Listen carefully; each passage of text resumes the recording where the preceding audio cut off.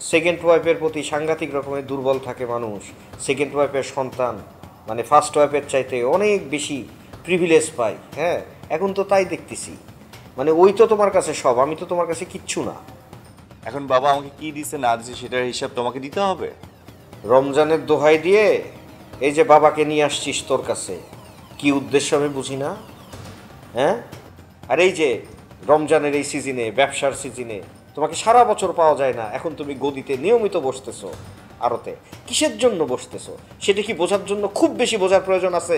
হ্যাঁ, এই তোমার কি ধারণা আমি গদিতে গিয়ে বসে চুরি করার জন্য? তোমার কি মনে হয় আমি ওই ধরনের ছেলে? ফালতু কথা বলবো না, খবরদার। বাবা তুমি কিন্তু জোর করে আমার গদিতে বসাইছো। হ্যাঁ, আরে কি থামো, হ্যাঁ, জোর করে তুমি আমার গদিতে বসাইছো। এখন ও এইসব ফালতু কথা বলতেছে, আমি এগুলো নিতে পারবো না। গদিতে আমি আর গিয়ে বসতে পারবো না। তুমি তোমার লাডলা পোল্লাকে নিয়ে বসো গা, যাও, তোমার ব্যবসা তুমি রান করো, আমি আর যেতে পারবো না। আরে তোরা দুজনে থাম, সারাদিন রোজা ছিলাম, তোরা কি চাস আমি অসুস্থ হয়ে যাই?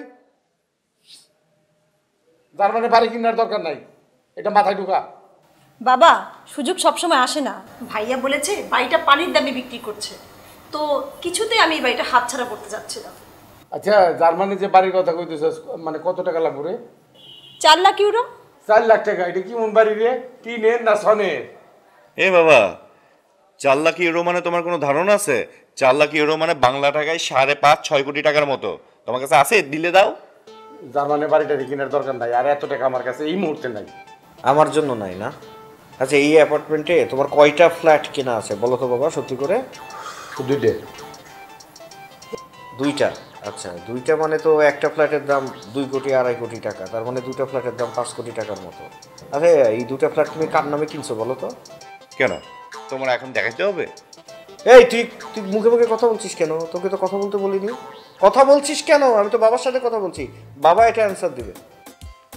ফ্ল্যাট 2টা আমার নামে, এখন কি করবে তুমি? 2টা ফ্ল্যাট? বাহ, 2টা ফ্ল্যাটই তুমি ওর নামে কিনে দিলা।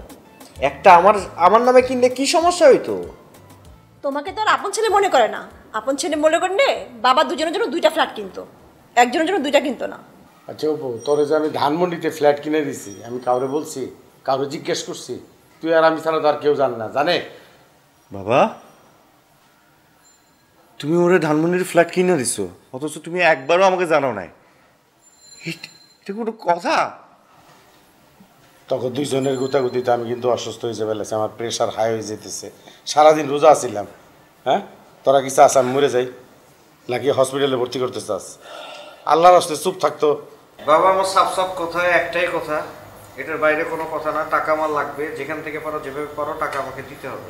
টাকা না নিয়ে এই বাড়ি থেকে আমি যাচ্ছি না। এই আসো।